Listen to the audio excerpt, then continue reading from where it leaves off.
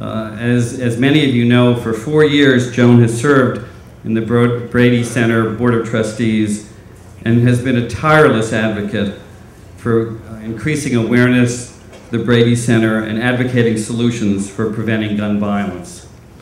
David, her partner, has done more than just simply write checks. In almost every conversation that he has with colleagues or friends, David actually talks about the mission of the Brady Center and tries to encourage everybody to do what they can. So it's my honor tonight to present Joan and David this prestigious award. Thank you. My story is a little different. About a year ago, one morning, just over a year ago, there was on all the news, radio, and papers, and on the internet, the news was grim. There was an epidemic. People were getting sick. There were cries that something had to be done and had to be done quickly. What was striking people down, not just here in California, but in 21 states, government agencies swung into action. 111 people were stricken, fingers were pointed, and names were named. The government agencies triumphed, and the bags of contaminated spinach were removed from the shelves. The next month, it was Groundhog Day all over again. This time, the culprit was lettuce, and 276 people came down with stomach cramps. Again, the media shrieked itself into a frenzy. Names were named, and again, the government agencies swung into action like a well-oiled machine. Again, bags of lettuce were pulverized, never again to do damage. And then comes December. This time, the culprit was thought to be green onions and tacos. But no, as the media raged, the culprit was found to be that old adversary, lettuce. Then it was contaminated pet food. Dogs and cats were sickening and some died. There were angry letters to the editor. Talkback radio had a field day. Culprits were tracked down, stores and manufacturers were named, and the government agencies did their duty, and the pet lovers of America could rest easy. Now, I'm not belittling anyone's efforts.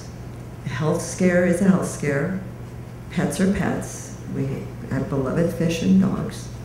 And for the very young and the very old, the E. coli infection can well be fatal. But guns, that just seems to be same old, same old. Over 30,000 people died from gunshots last year. You've heard that several times tonight.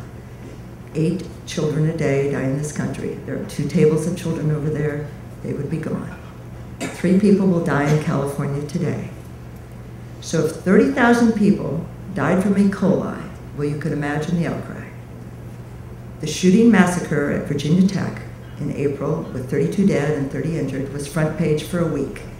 And then it just drifts off until the next crazed gunman takes his arsenal to school. Might not Virginia Tech be the moment when you and I in America say enough is enough? The question is not whether another school shooting, but where, when, and how a new outrage will happen. And more students will die because of our inability to strip the glamour from guns. The reason I support the Brady Center is very simple. I'm a mother. Anything we can do to make the world and our communities safe for our children deserves our heartfelt support. And again, another quote, remember, all that is necessary for evil to triumph is that good men do nothing. Let's do something.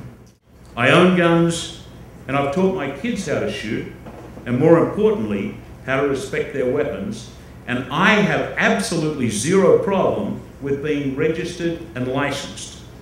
Now, the guys I go shooting with, especially in the South, give me that slit-eyed look when I tell them that Joan and I are involved with the Brady Center. Thanks to the vile propaganda spewed out by those pricks in the NRA, gun control is right up there with devil worship. So I explain it to them like this, over an adult beverage, or 3. Much to my wife's chagrin. Hey, you guys love cars. They say yes. But would you, in your wildest dreams, imagine letting someone without a license drive a car that was unregistered. And then they get it. Thanks so much for coming.